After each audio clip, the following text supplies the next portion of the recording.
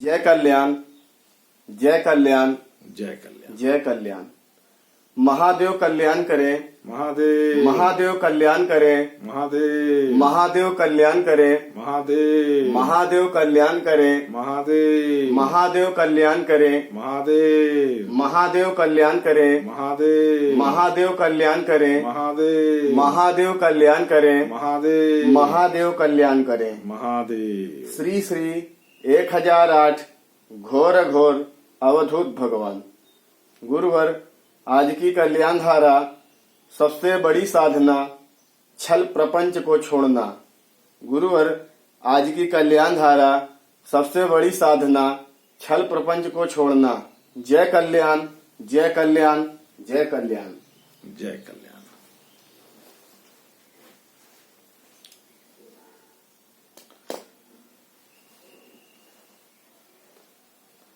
अपने कर्तव्य को पालन करते हुए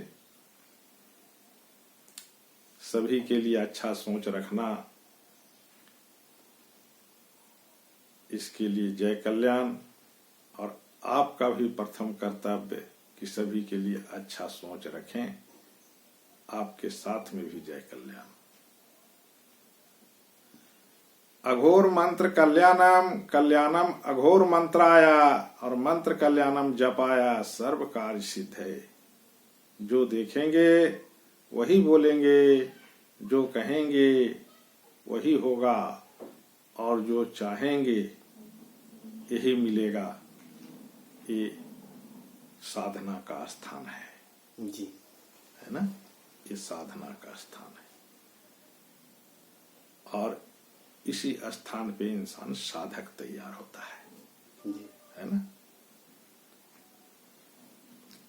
सबसे बड़ी साधना अपने जीवन में छल और प्रपंच को दूर करके और चलने का जो तरीका है, वही सबसे बड़ी साधना है जी।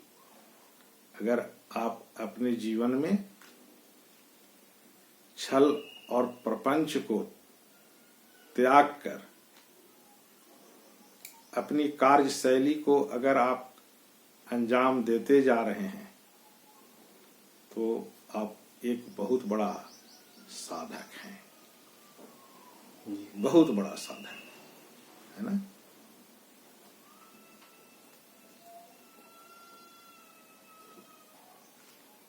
इतनी बड़ी साधक कि वहां सब कुछ प्राप्त हो जाता है जी, है ना।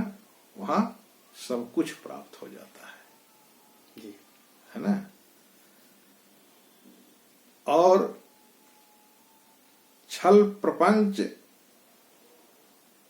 के साथ में जो जीवन जीने का जो तरीका है, जी। वो साधक का स्थान नहीं है ना। आप साधना में नहीं हैं, ये दर्शा रहा है।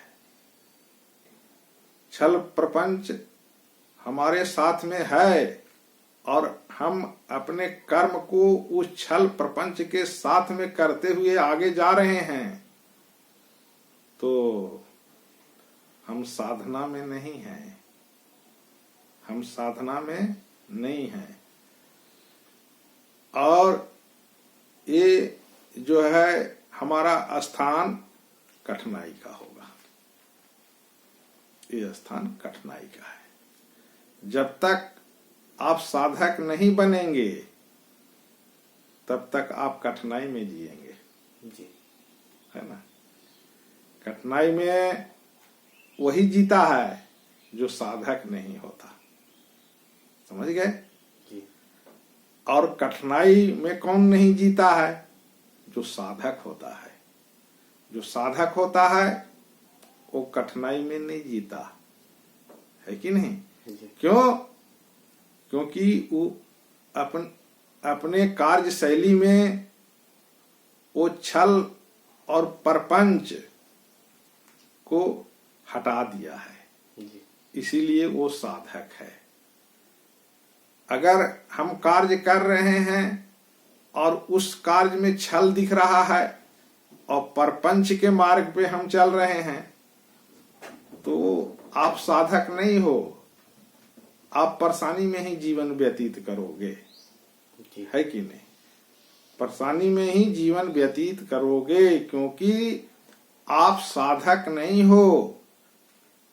आप अपने जीवन से छल और प्रपंच को हटाए ही नहीं हो, और जब तक उस दो चीज को आप परे नहीं करोगे तब तक आप साधक नहीं बनोगे और शांति तुम्हारे अंदर में स्थापित नहीं होगा, है ना? तो शांति स्थापना के लिए हमें साधक बनने पड़ेंगे, है ना? और साधक हम कैसे बनेंगे? छल और प्रपंच दो चीज को त्याग देंगे, तब हम क्या बनेंगे? हम साधक बन जाएंगे, है ना? और जब हम साधक बनेंगे तो हमें एक सरल मार्ग मिलेगा, है ना? वो जो सरल मार्ग रहेगा,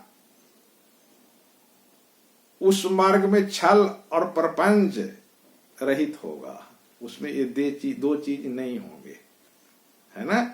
और ये दो चीज हटने ही से आपको सरल मार्ग मिल गया। क्या सरल मार्ग मिला आपको? सरल मार्ग क्या चीज प्राप्त हुआ? सरल मार्ग प्राप्त हुआ कि आप आत्मिक हो गए,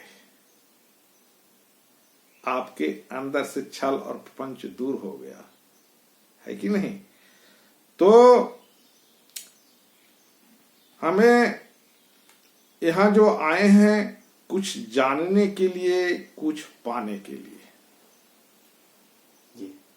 तो कुछ जो हमें यहां जानना है और यहां पाना है, अगर ये दो चीज आप चाहते हो तो आप दो चीज को अपने जीवन से त्याग दो। क्या? छल और प्रपंच। छल किसी के साथ नहीं होना चाहिए। अगर छल होता है तो दर्शाता है कि आपके अंदर में दया नाम की चीज ही नहीं है, है ना? और आप अगर अपने जीवन में प्रपंच के साथ चल रहे हो तो पर को धारण कर लिए हो, असत को धारण कर लिए हो, और अपने जीवन का जो रूपरेखा तैयार किए हो वो परपंची ढंग से है तुम्हारा, है ना? तो ये दो जब आपके जीवन में रहेंगे तो आपके जीवन दुखदाई ही दुखदाई होगा, आप दुख में ही जीवन जियोगे। क्यों? क्योंकि आपने छल और प्रपंच को अपने कार्य में संलग्न किए हो। तो ये दो चीज को हमें तत्काल त्यागना चाहिए, तत्काल त्यागना चाहिए कि हम आज से दया और प्रेम को साथ में लेकर के आगे बढ़ेंगे। जी। जब इस चीज की संकल्प आपको होगी कि दया और प्रेम को हम लेकर के चलेंगे तो आप साधक हो जाएंगे, साधक हो जाएंगे, जी, है कि नहीं? और वो जो साधक का स्थान है वहां सब कुछ प्राप्त हो जाता है कि नहीं? वहां सब कुछ प्राप्त हो जाता है। वो स्थान साधक का है। तो हमें छल प्रपंच को छोड़ करके और साधक तैयार होना चाहिए। इसकी बस थोड़ा सा आपको ऐसा करना है कि जो भी आप कार्य करेंगे उसमें आपको देखना है कि हम छल और प्रपंच के साथ जीवन तो नहीं जी रहे हैं।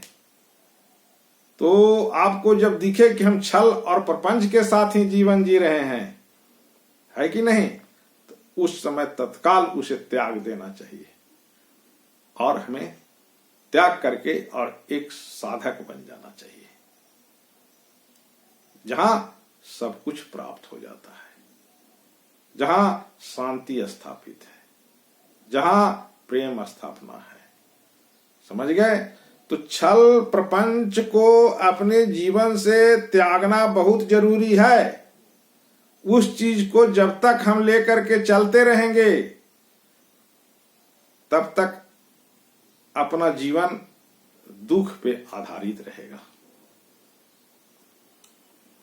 और दुख पे आधारित रह करके जीने का नाम जीवन नहीं है।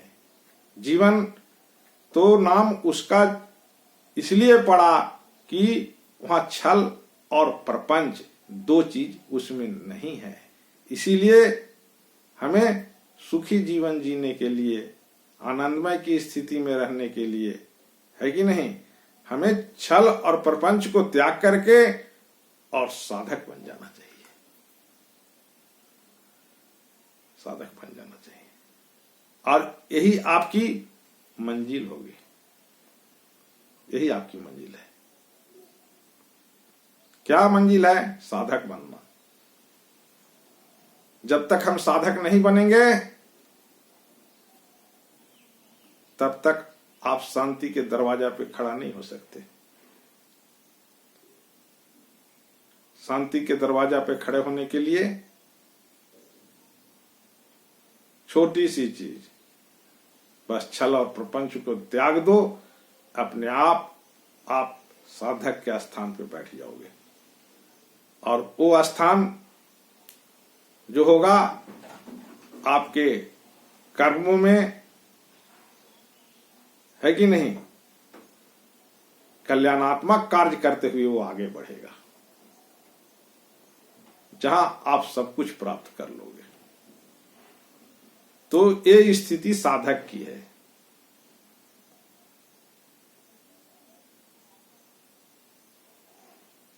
तो हमें